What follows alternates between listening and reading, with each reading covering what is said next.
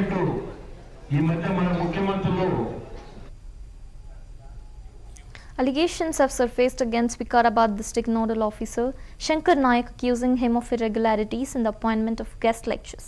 Reporters suggest that financial motives and political pressure played a role in these alleged malpractices.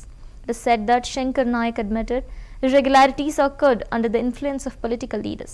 The sudden and unlawful removal of guest lectures has sparked widespread outrage across the district. In response, guest lecturers have warned that if the higher authorities fail to act on this issue, they will intensify their protest by laying siege to the Secretariat. The controversy has become a major talking point locally, with demands for immediate corrective measures to ensure fairness and transparency in the recruitment process.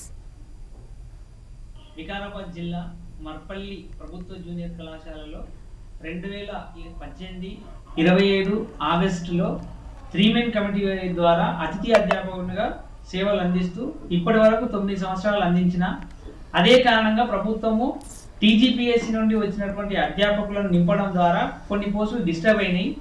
నా post కూడా అక్కడ on duty ద్వారా ఒకసారి రావడం జరిగింది. ఆయనని నూతన కళాశాల అయినటువంటి బషీరాబాద్ జూనియర్ కళాశాలకు అపాయింట్ చేశారు.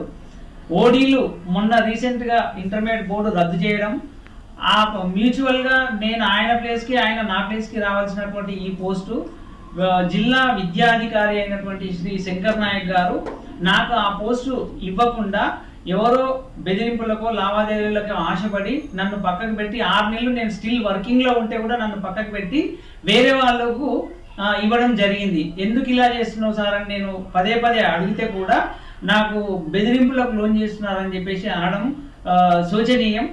ఇది ఇంటర్మీడియట్ బోర్డు ఆదేశాలకు విరుద్ధంగా ఈ పోస్టు ఇవ్వడం జరిగింది.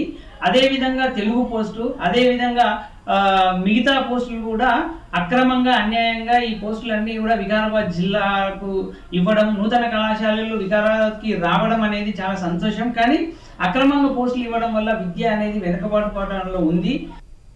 వికారాబాద్ జిల్లా మర్పల్లి ప్రభుత్వ జూనియర్ కళాశాలలో 2018-27 ఆగస్టులో